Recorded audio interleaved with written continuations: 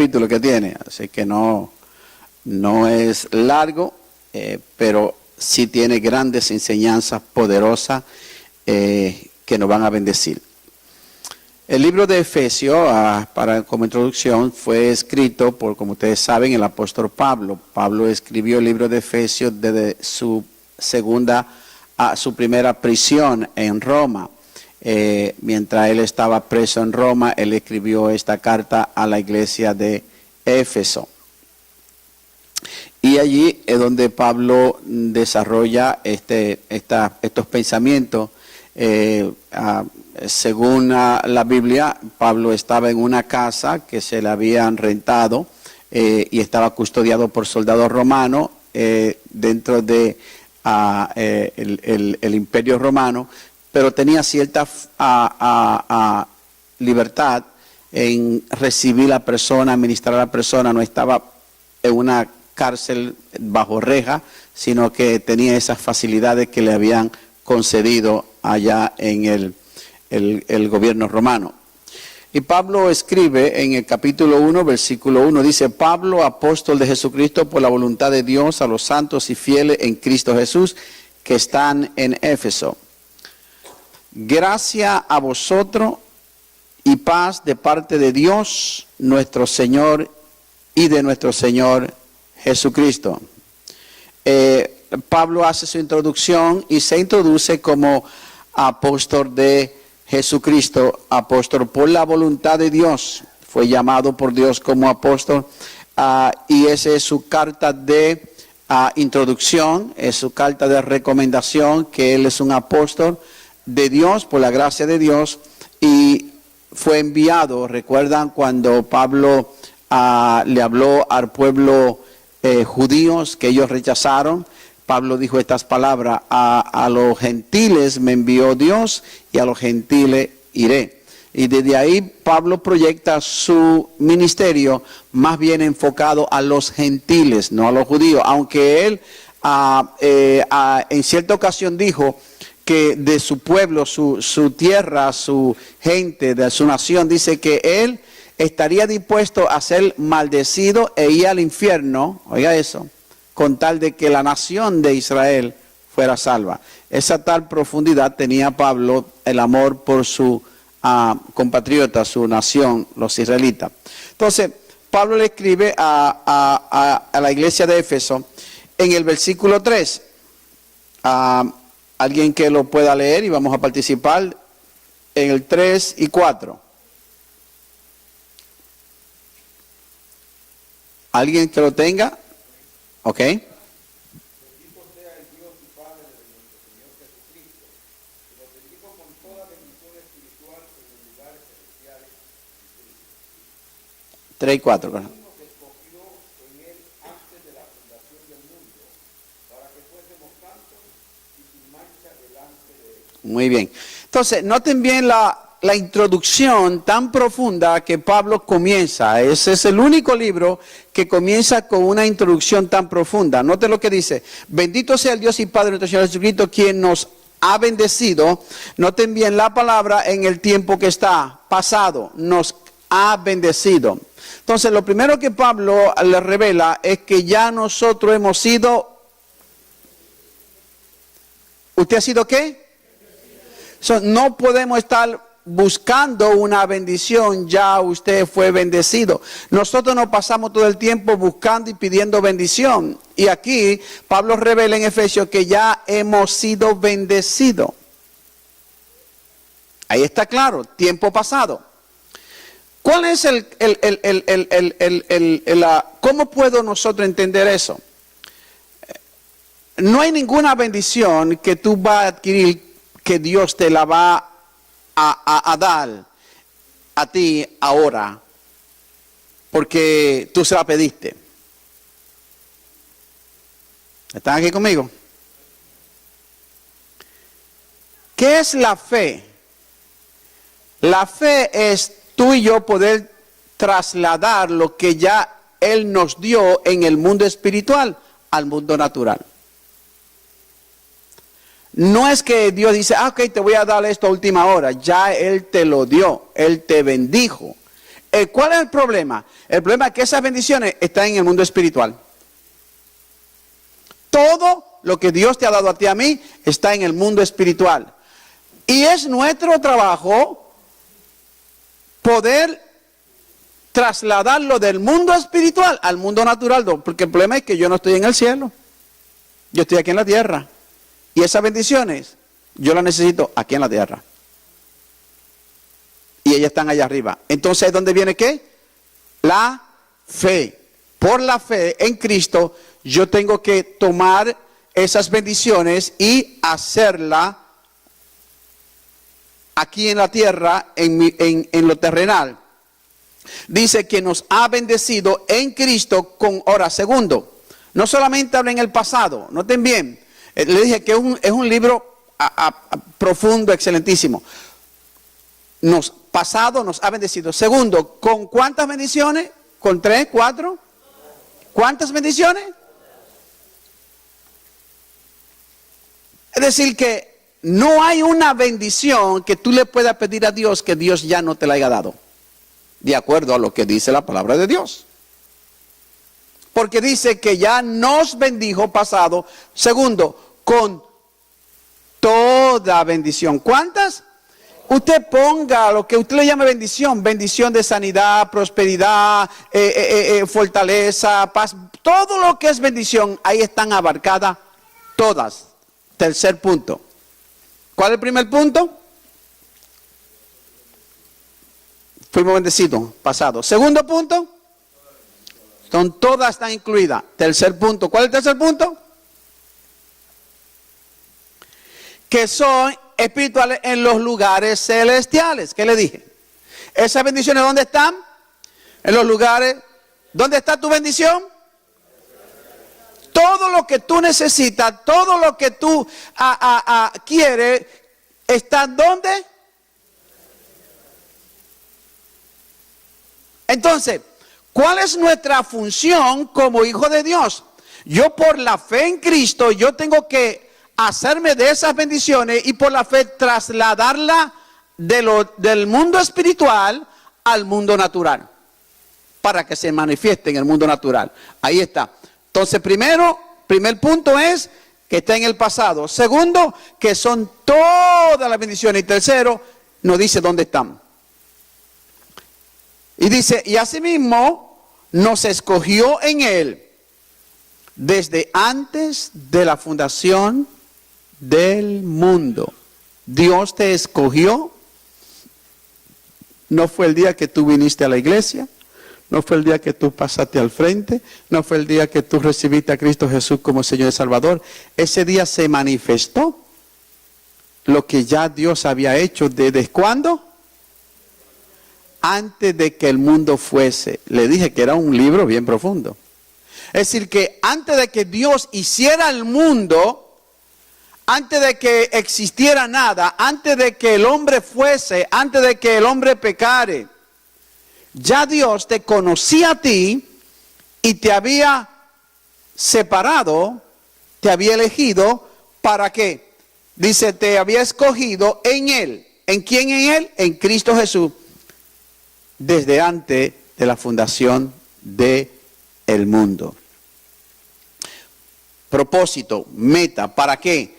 Para que fuésemos santos y sin mancha delante de Él. Dios nos escogió a nosotros antes de que el mundo fuese, en Cristo Jesús, para que tú y yo viviéramos una vida en Cristo santa y sin mancha. Entonces, ¿cuál fue el propósito por el cual Dios nos escogió desde antes de la fundación del mundo en Cristo? ¿Para qué? Para que viviéramos una vida santa y sin mancha delante de Dios en este mundo. Entonces, ve el llamado supremo que nosotros tenemos como iglesia, la vida que tenemos que vivir en esta tierra, porque fuimos escogidos desde antes de que el mundo fuera, para que viviéramos en el mundo caído, lleno de pecado, en una vida santa y sin mancha. Dice, en amor nos predestinó por medio de Jesucristo para adopción como hijos suyos, según el beneplácito de su voluntad. Es interesante cuando habla de la palabra, y este es un tema que es muy debatido, tema muy controversial, el tema de la predestinación. ¿A ustedes han alguna vez escuchado, hablado, un estudio sobre el tema de la predestinación? Ok.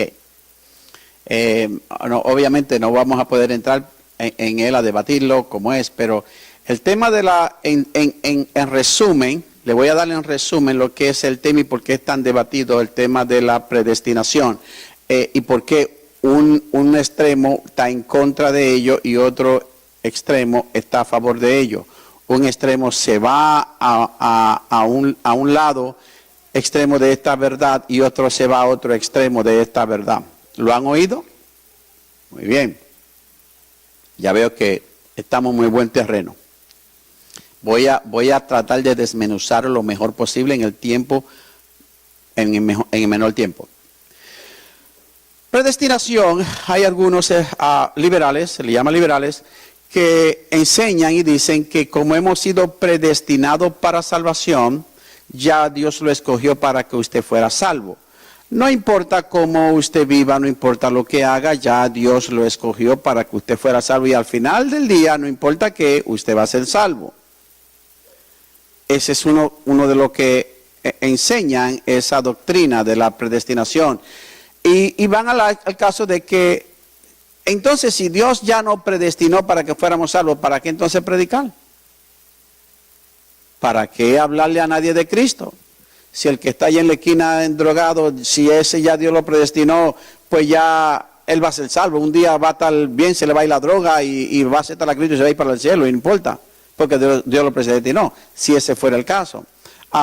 Si ese fuera el caso de este extremista que enseñan de que la predestinación es algo involuntario o algo forzado de parte de Dios al hombre, entonces no vale la pena ni siquiera hablarle a nadie de Cristo. Usted va a ser salvo porque va a ser salvo. El otro extremo de la que no creen en la predestinación, enseñan de que no, que la salvación hay que pelearla con temor y temblor y que usted puede perder su salvación en cualquier momento. Si usted se levanta y usted peca, ya usted perdió su salvación, tiene que arrepentirse y volverse a la gana. Y vuelve y peca y le pierde su salvación. Y yo no sé en cuántas veces en el día usted la pierde y la gana. Cualquier cosa, pues ya perdió su salvación. ¿Y cuál de los dos entonces ustedes creen? Qué buena pregunta, ¿verdad? ¿En cuál de los de ustedes está entonces? Como que humanamente nos gustaría el primero, ¿verdad que sí? ¿Por qué? Porque nos absuelve de toda responsabilidad delante de Dios. Ese es tu problema, tú me marcaste para salvación y sálvame cuando tú puedas y cuando tú quieras. Al final yo me voy para el cielo y yo voy a vivir la vida que yo quiera aquí. Entonces, ambos extremos están malos. Ambos extremos e incorrectos, están forzando la Biblia ambos. Número uno, porque la Biblia nos habla a nosotros de que Dios le ha dado a el hombre la voluntad libre de escoger. El hombre tiene la voluntad libre de escoger, o como se le llama teológicamente, libre albedrío. Es decir, que el hombre escoge o elige dónde quiere ir. Entonces, yo entiendo en la Biblia que dice, cuando Dios, ¿se recuerda lo que Dios le dijo al pueblo de Israel? Yo pongo delante de ustedes el bien y el mal, la vida y la muerte. Ustedes escogen cuál quieren. Eso es una verdad, un principio que nunca ha variado y ha cambiado. Hasta hoy en día sigue igual. El hombre escoge, el hombre elige. Yo quiero ir para el cielo, Dios dice, bueno, a esto. Quiero ir para el infierno, a esto. Jesús dijo, ¿cuál es la condenación? ¿Cuál es la condenación? El hombre no está condenado porque es un borracho, porque es un drogadicto, porque es un adúltero, porque es un fornicario. Porque el hombre no se condena por eso. Jesús no dijo eso. Nosotros, el hombre, la religión condena al hombre por eso. Mira, te va a ir al infierno. Si tú haces eso, va al infierno. Mira, sigue pecando, te va a ir al infierno. Y decimos que el hombre se va al infierno porque está haciendo esto o aquello. ¿Cuál es el problema con eso? El problema es de que entonces si deja de hacer eso, ¿se va a ir para el cielo? ¿Ve dónde cae el error? Jesús lo dijo claro. Y esta es la condenación, que la luz vino al mundo y el mundo amó más la tiniebla que la luz porque sus obras eran malas. La condenación es que el mundo rechaza la luz. ¿La luz de quién es la luz? Cristo Jesús. El mundo, el hombre va al infierno porque rechaza a Cristo, no por lo que está haciendo o lo que está dejando de hacer.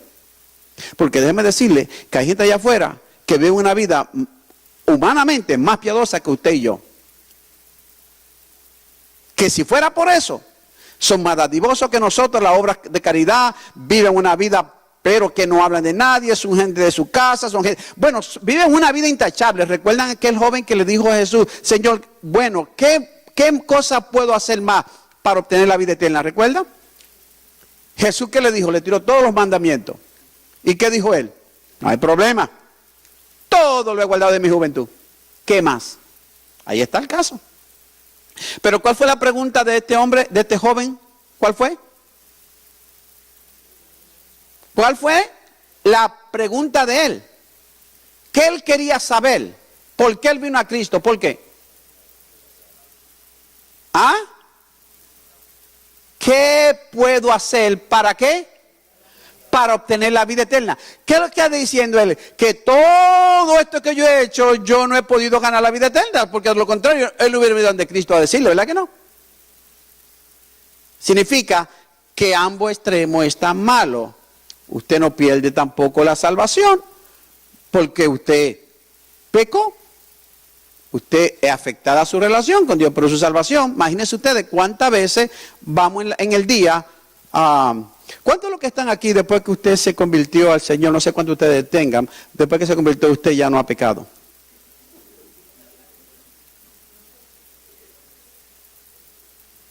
No, usted de que se convirtió fue 100%, ¡boom! Señor, ya. Y usted no ha pecado más. Entonces, ¿usted tiene cuenta?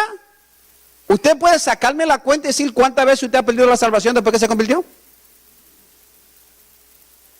Porque la mía yo la perdí hace años. Entonces, ¿se fija? Ahora bien, hay dos cosas. Voy a traerlo los dos extremos a uno. Número uno. Una persona que ha nacido de nuevo no puede, porque tiene la naturaleza de Dios en él, no puede vivir en el pecado.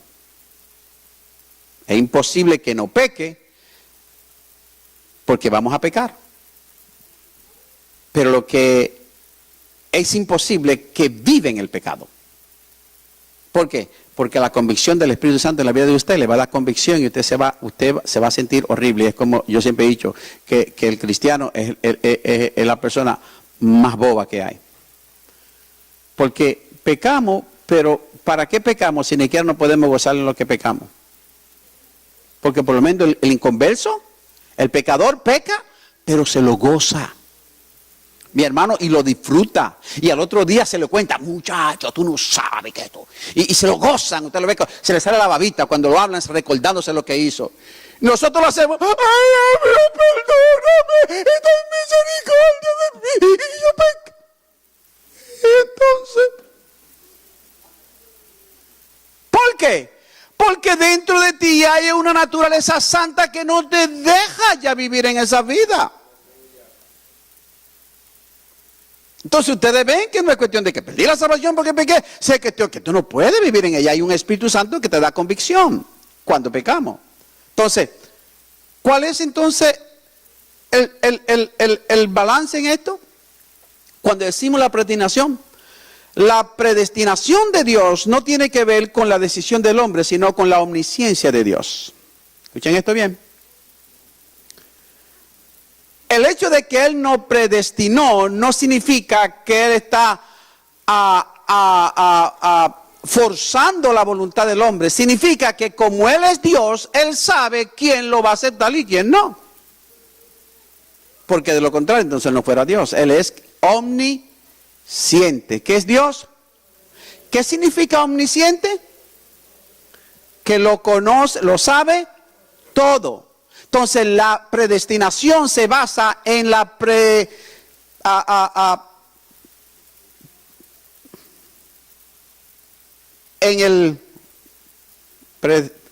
se me fue. Presciencia, gracias. En la presencia de Dios, es decir, de saber antes y no en el libre albedrío del hombre. Entonces, por eso dice que no predestinó. Es interesante cuando habla del verbo predestinar. Este verbo, proorizo, que es el verbo en griego, habla de saber, o de distinguir o de conocer con antelación. En otra palabra, de antemano ya Dios sabe quién lo va a recibir y quién lo va a rechazar. Entonces, esa es la terminología que usa, que no nos predestinó. Estamos más claros ahora, ya saben lo que es la predestinación, ¿verdad? Muy bien. ¿Y cuáles son los dos puntos? Pero Dios, predestinación significa que simplemente que antes de que tú nacieras, ya Dios te conocía y ya Dios sabía que ese día tú ibas a abrir tu corazón y tú ibas a aceptar a Cristo Jesús como Señor y Salvador y que tú ibas para el cielo. Y dice, en Él tenemos redención por medio de su sangre, ¿quién? En Cristo Jesús. Aquí habla la redención, está hablando de algo que usted redime de algo peligroso, pero por medio de pagar el precio de eso. Y dice aquí que fuimos redimidos por medio de ¿qué?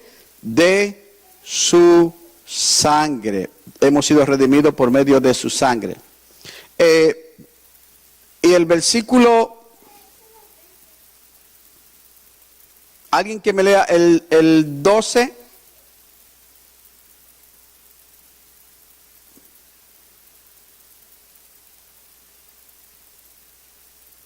¿Estamos? El versículo 12, 1, 12 al 14. A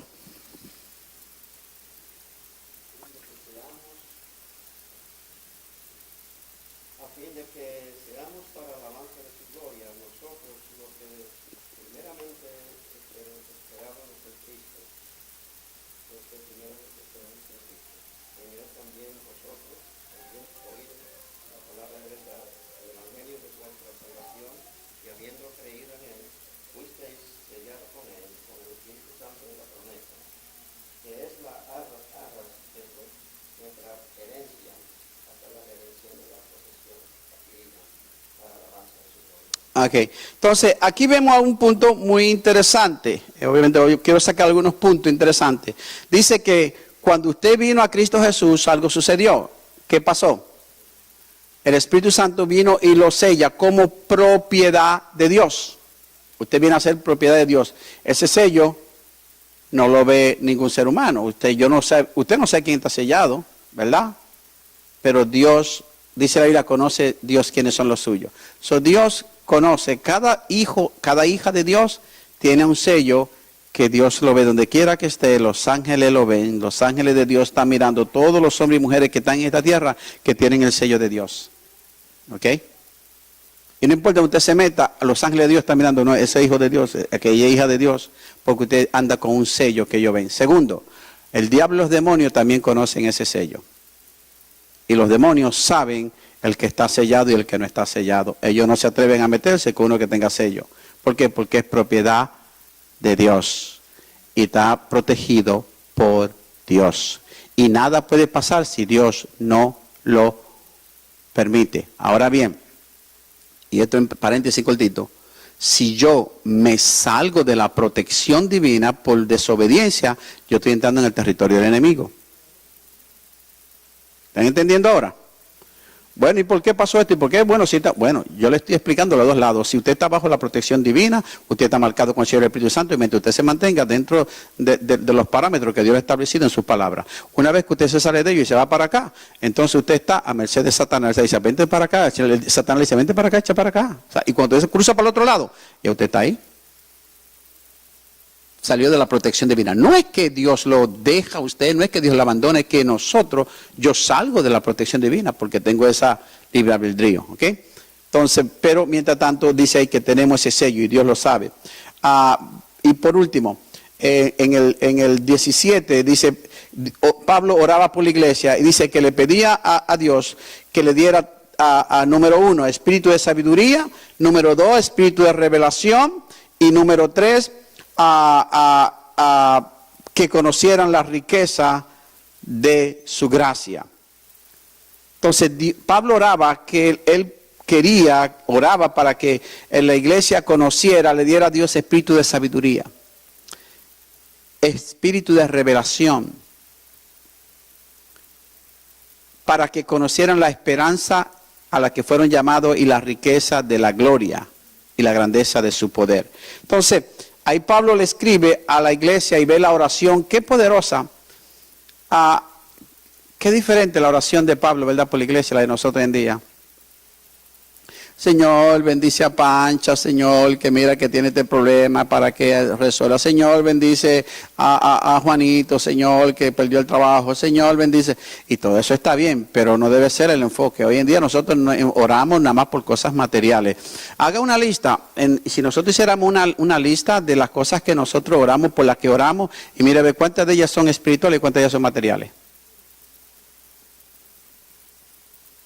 Las oraciones de Pablo no menciona nada de que, y entiende, y él lo sabe. Pero las prioridades de las oraciones de Pablo eran eso. Dale revelación, Padre. Dale sabiduría en el conocimiento y revelación de tu palabra. Que ellos conozcan la grandeza de tu poder, Señor. Esa es la oración de Pablo. Hoy en día nosotros no hemos vuelto a la oración nada más cosas materiales. Es lo que oramos. Tenemos que mirar más allá en la cosa espiritual. Dios le bendiga. ¿Han aprendido algo? Amén.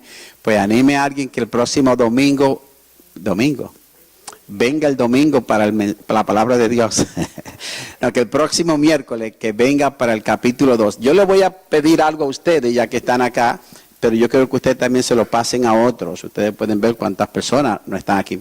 Lea el capítulo 1 que estudiamos, rebáselo, pero también lea el capítulo 2. Cuando usted venga el próximo miércoles, ya usted haya leído el capítulo 2, subraye, marque. Es la forma que usted va a extraer completamente los beneficios. Subraye las cosas que ustedes no entiendan ahí. Y si es posible, si ustedes lo hacen, al final, pues quizás podríamos contestar alguna pregunta. Amén.